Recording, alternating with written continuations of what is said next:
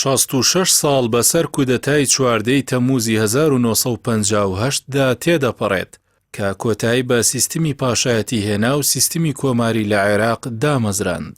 مەبەستی کودەتاکە نەهێشتنی هەژمونی وڵاتانی زلهێزی خۆرئاوا بوو بەسەر عێراقدا. بەڵام بە کودەتا یەک لە دوای یەکەکان و دوجار هاتنی بەعسیەکان وڵاتەکە کەوتە نێو قۆناغێکی تاریکەوە کە تا ئەمڕۆژ ئاکامە خراپەکانی ئەو سەردەمە بەردەوامە.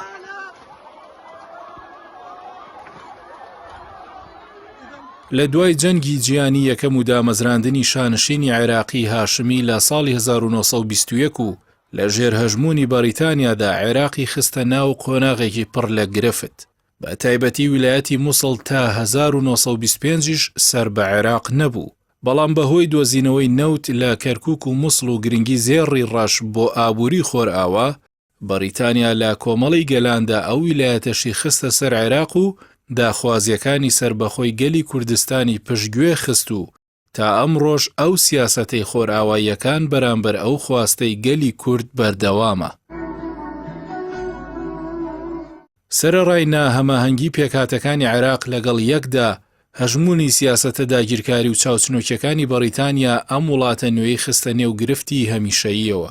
جگەلەوەش گرێدانی سیستمی پاشایەتی عێراق بە بەریتانیا و ڕێکەوتنە ناهاوسەنگەکانی ئەو وڵاتە بەسەر حکوومەتی پاشایەتیدا ناڕەزایی زۆری لێکەوتەوە.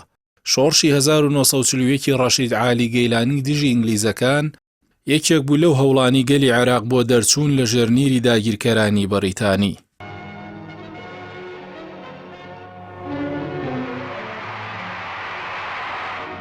دواتر نەهامەتی 1948 فەڵەستین و پەیمانی بەغداد و هەژمونی بەریتانیا بەسەر سەروەری داهات و بڕیاری سیاسی وڵاتدا بێزاری سوپا و پارتە سیاسیەکان و تێکڕای گەلانی عێراقی لێکەوتەوە. ئەوە هاوکات بوو لەگەڵ سەرکەوتنی شۆڕشە عەرەبیەکان و گەلانی جیهانی سێیەم لە دژی بەریتانیا و فەڕەنسا و ئەمریکا. بۆیە لە عێراقیش ڕێکخراوی ئەفسەرانی ئازاد لە 14 تەمووزی 1958 دا توانی بە کودەتایەکی خوێناوی دەسەڵات بگرێتە دەست و سیستمی کۆماری دامەزرێنێت.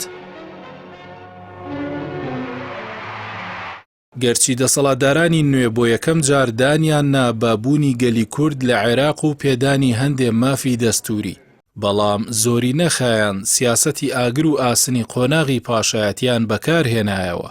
قۆناغی بەعسیەکان تاریکترین قۆناغی مامەڵەی حکوومەت بوو لەگەڵ گەلی کوردستان، بە تایبەتی کوشتار و قڕکردن و ڕاگوێزانی هەزاران گوند و شارۆچکە ئەنجام دران و دوجاریش بە هێرشی کیمیایی و قڕکردنی زۆربەی ناوچەکانی کوردستان لە ژێر ناونیشانی هێرشی ئەنفال.